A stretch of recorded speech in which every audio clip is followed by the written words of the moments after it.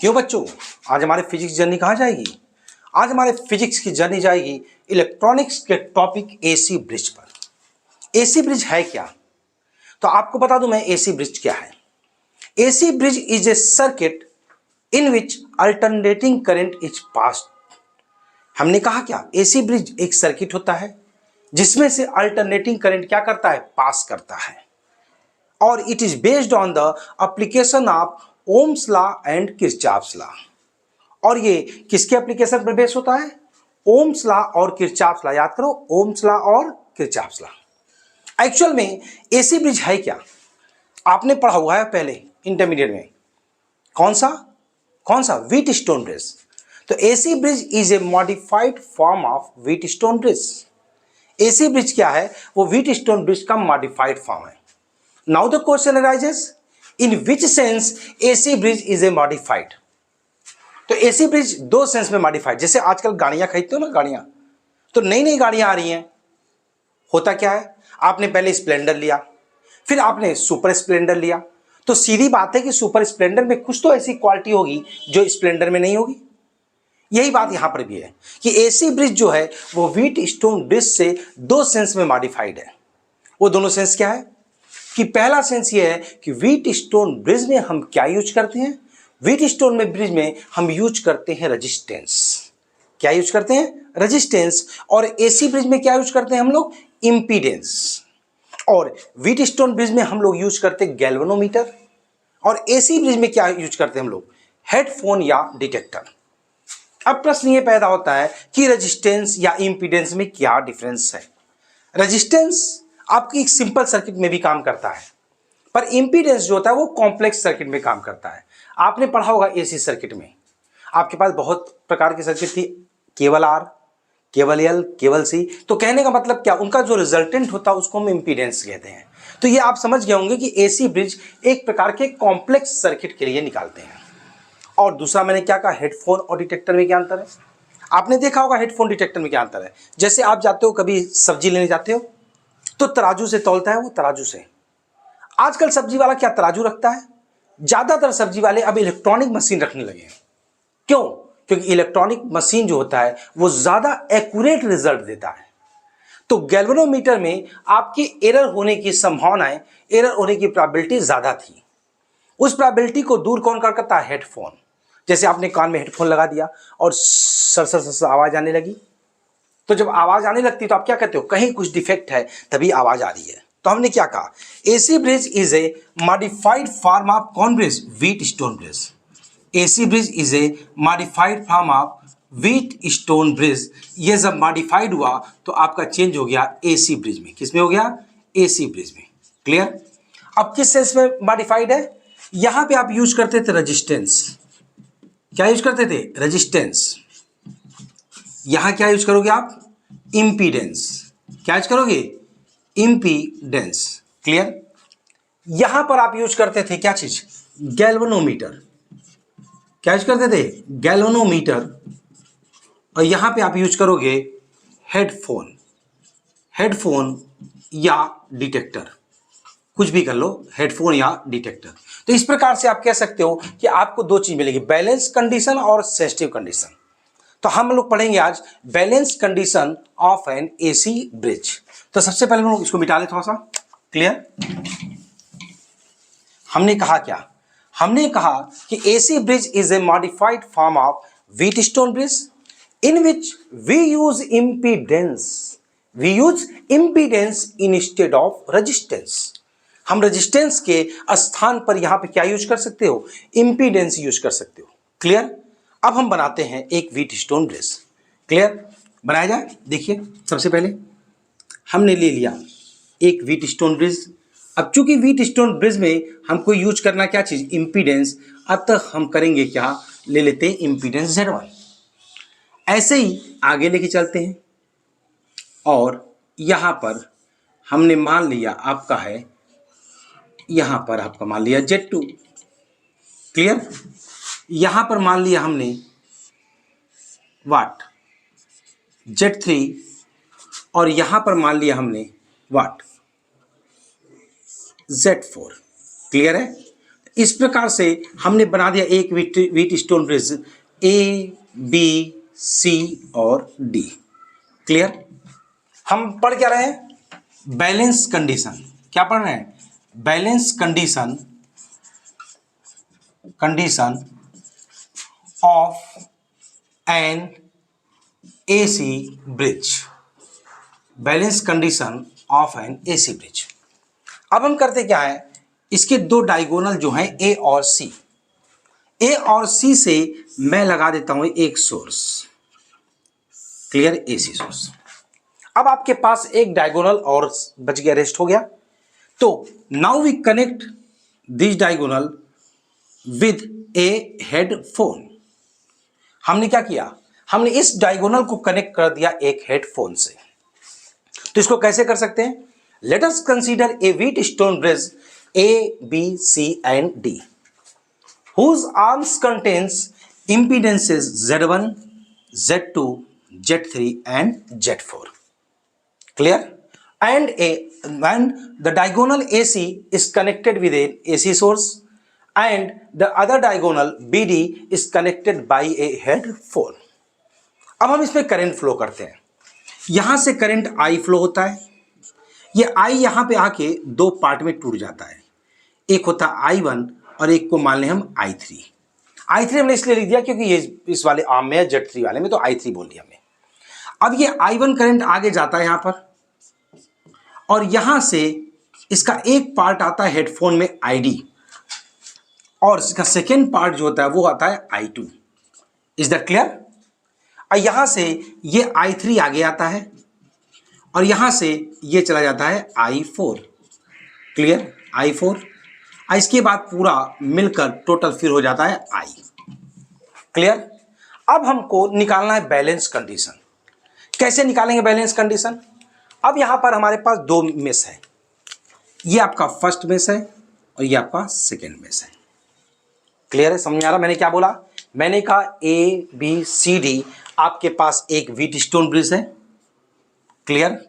जिसमें इंपीडेंस कौन कौन से हैं? Z1, Z2, Z3, Z4। फिर हमने क्या बोला? करंट क्या है? पहले आर्म्स में करंट है I1, सेकेंड आर्म में है I2, थर्ड में है I3 और फोर्थ में है I4। और हेडफोन में क्या जा रहा है? ID। क्लियर? अब हम अप्लाई करेंगे किरचॉफ लॉ। क्या अप्लाई करेंगे? Kirchhoff law, Kirchhoff second law. आपने पढ़ा होगा किरचॉफ सेकेंड लॉ। तो किरचॉफ सेकेंड लॉ में क्या करते हैं हम लोग, याद है? क्या होता है किरचॉफ सेकेंड लॉ? कि in every closed loop the algebraic sum of product of all the complex current, हम complex शब्द इसलिए यूज कर लिए क्योंकि एसी ब्रिज है, complex current and their respective impedances is equal to the algebraic sum of क्या? all electromotive force in that loop। माने किसी भी परिपथ में, हम हिंदी में भी बता देते हैं, जो हिंदी वाले बच्चे पढ़ लेंगे, किसी भी परिपथ के प्रत्येक बंद पास के विभिन्न खंडों में बहने वाली धाराओं तथा उसके संगत प्रतिरोधों के गुणनफल का बीजगणितीय योग उस पास में लगने वाले विद्युत वाहक बल के बीजगणितीय योग के क्या होता है? बराबर। ये मैंने हिंदी मीडियम वाले बच्चों को बता दिया। क्लियर? अब हम क्या करेंगे? अप्लाई करेंगे। क्या अप्लाई करेंगे? Kirchhoff law. कैसे? अप्लाई किरचॉफ, हम इसको थोड़ा छोटे में लिख दे रहे हैं, Kirchhoff second law in loop, या इन मेश कर लो अगर लूप समझ आए तो। In mesh what? A, B, D, A, B, D, A. अब यहां पर आप देख लो क्या है कि यहां पर इंपीडेंस है Z1 और करंट है I1। ये कैसे है? क्लॉकवाइज। ID और इसका इंपीडेंस हम लोग मान लेते हैं हेडफोन का ZD। क्या मान लेते हैं? ZD। तो ये भी है आपका क्लॉकवाइज और ये आपका है एंटी क्लॉकवाइज। आपको बता दूं मैं, कुछ लोग कहते हैं क्लॉकवाइज पॉजिटिव लेते हैं, कुछ लोग कहते हैं एंटी क्लॉकवाइज निगेटिव लेते हैं। पर आपको मैं एक बात बता दें, ऐसा कोई रूल नहीं है कि आप क्लॉकवाइज को पॉजिटिव लो और एंटी क्लॉकवाइज को निगेटिव लो। आप कोई भी ले सकते हो। आप क्लॉकवाइज को पॉजिटिव, एंटी क्लॉकवाइज को निगेटिव, या एंटी क्लॉकवाइज को पॉजिटिव और क्लॉकवाइज को निगेटिव। पर एक जनरल तरीका बन चुका है कि क्लॉकवाइज को पॉजिटिव लिया जाएगा और एंटी क्लॉकवाइज को निगेटिव, तो हम लोग भी वैसे ही लेके चलते हैं। क्लियर? ये देखो, इसके साथ ये है तो क्या आएगा इक्वेशन? बोलो बोलो हमें क्या आएगा, Z1 I1, अगर Z1 I1 ना समझ तो I1 इंटू Z1 बात एक ही है, अब प्लस ID इंटू ZD, और फिर ये माइनस इधर से minus I3 into Z3 is equal to 0, equation 111। Clear? हम छोटा मोटा इक्वेशन नहीं मानते, 1 2 3 4 तो छोटे लोग मानते हैं, बड़े लोग बड़ी बात, हम लोग हमेशा चलते हैं 111 222 333, ऐसे ही इक्वेशन बनाते हैं बच्चा हम। क्लियर? तो यहां पर हमने इक्वेशन बना लिया इसके लिए। अगेन अब क्या करोगे, again applying Kirchhoff second law in mesh.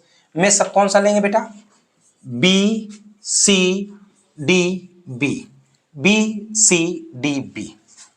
अब थोड़ा इसको ध्यान से देखो क्या है, यहां पे I2 Z2 कैसा है, क्लॉकवाइज, और IDZD एंटी क्लॉकवाइज। अब आप सोच रहे हो IDZD तो ले चुके, ऐसा नहीं है।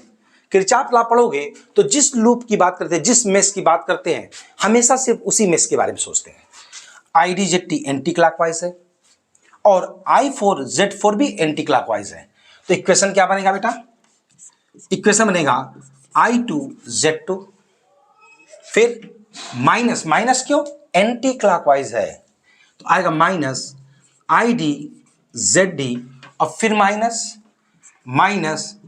I4 Z4 is equal to 0। हमारा कौन सा इक्वेशन होगा ये, 222।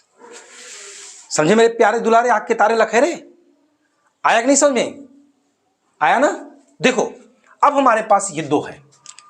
अब हम कहते हैं when the bridge is balance, when the bridge is balanced.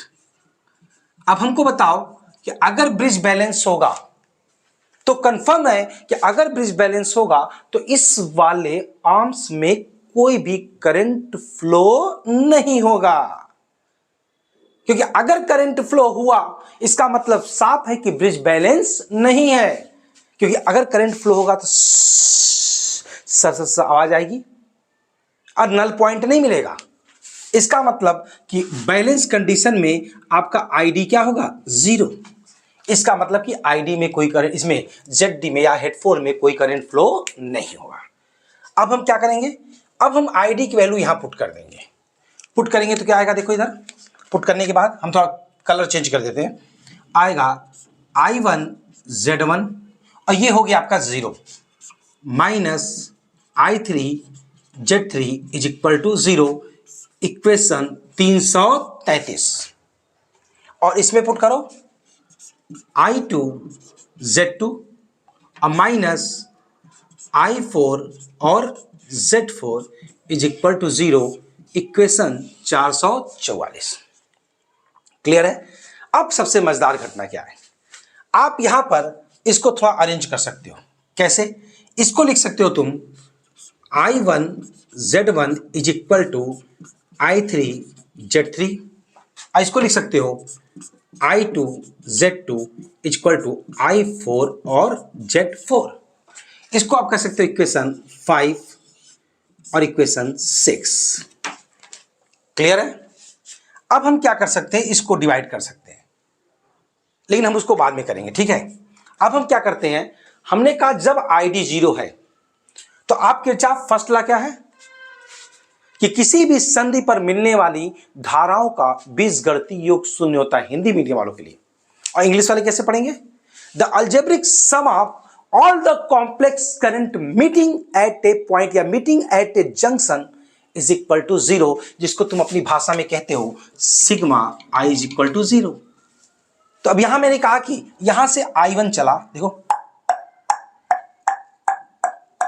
यहां पे I जो है वो 2 भागों में बट गया, यानी I को बोटी बोटी 2 भागों में काटा गया था। 2 भाग में कटा ना, दो डिवाइड हुआ ना। लेकिन यहां पर क्या है, ID क्या है, 0। इसका मतलब साफ है कि ID 0 है, तो इसने कुछ नहीं लिया। इसका मतलब I1 जो है वो टोटली क्या है, I2 के बराबर।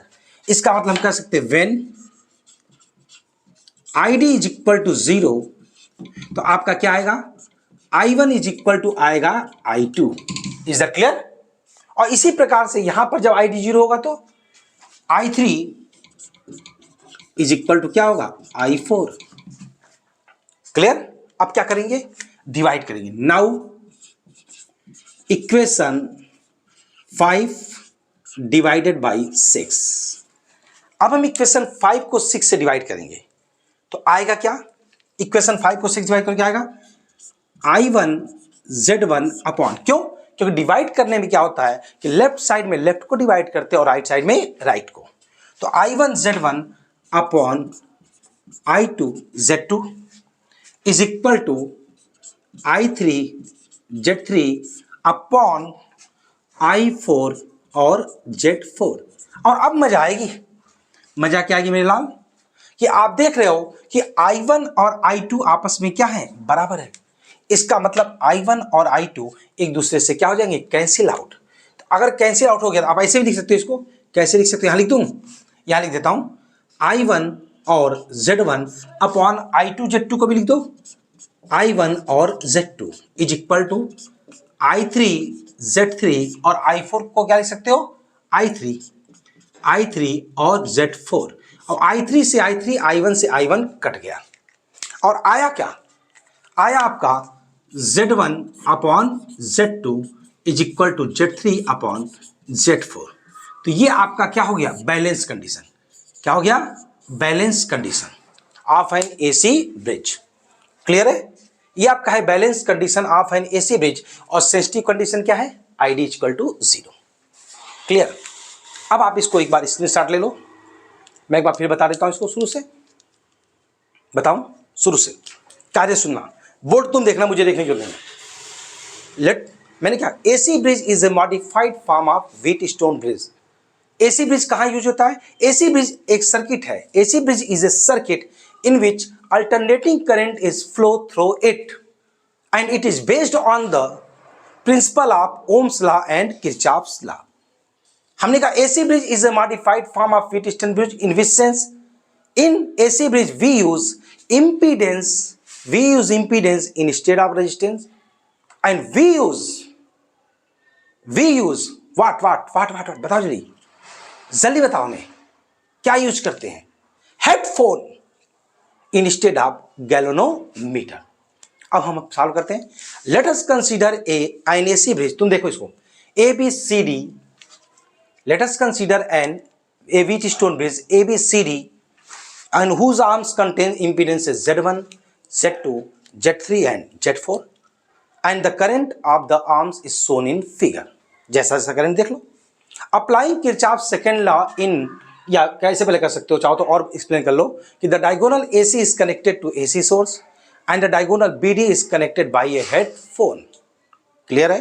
अब आते हैं Applying Kirchhoff's second law in mesh ABDA, we have I1 Z1 plus ID ZD minus I3 Z3 is equal to 0 and applying Kirchhoff second law in mesh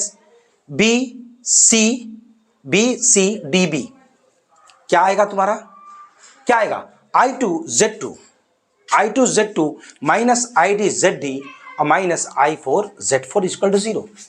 when the bridge is balance ID is equal to 0, we have I1 Z1 is equal to I3 into Z3, या इसको equal to कर लें सीधे, I1 Z1 is equal to I3 into Z3। ऐसे दूसरे वाले में क्या आएगा बेटा तुम्हारा, I2 Z2 is equal to I4 Z4, और जब ID 0 है तो I1 I2 के बराबर है और I3 I4 के बराबर है। आपने क्या किया, इन्हें डिवाइड कर दिया, आपने क्या किया, डिवाइड कर दिया, और आपका इक्वेशन आया Z1 upon Z2 equal to Z3 upon Z4। अब हम आते हैं अपने असली बात पर, जिसके लिए पहचाने दी कि फिजिक्स एक लाइन की होती है। अभी पूरा डेरिवेशन एक लाइन में करा रहा हूं, मिटाओ इसको। क्लियर? देखिए मिटाता हूं, देखिएगा आप लोग ध्यान से। एक लाइन की फिजिक्स देखो, हमने क्या किया, हमने कहा कि किरचॉफ्स लॉ अप्लाई किया मैंने, और किरचॉफ्स लॉ अप्लाई करने के बाद आपका इक्वेशन क्या आया, आपका इक्वेशन आया किरचॉफ सेकंड लॉ के बाद I1 Z1 plus ID ZD minus I3 Z3 equal to 0 और I2 Z2 minus ID ZD minus I4 Z4 equal to 0। अब हमने क्या कहा कि जब ब्रिज बैलेंस है तो ID इक्वल टू क्या है 0। तो जब ID 0 है तो इसको लिखने का कोई मतलब है मेरे लाल? इसको लिखने का कोई मतलब नहीं है। आएगा I1Z1 minus I3Z3 equal to 0। Physics एक लाइन की होती है, अभी एक लाइन में करूंगा। और यहां पर भी ID 0 हो जाएगा तो क्या आ जाएगा I2Z2 minus I4Z4 is equal to 0। और ऐसे अच्छा लग रहा है क्या बेटा? नहीं ना अच्छा लग रहा है तो एक काम करो, इसको इक्वल टू यहां ला दो, इसको इक्वल टू यहां ला दो, ये 0 हटा दो। अब हमको ऐसे भी अच्छा नहीं लग रहा, क्यों नहीं हम इसको डिवाइड कर दें?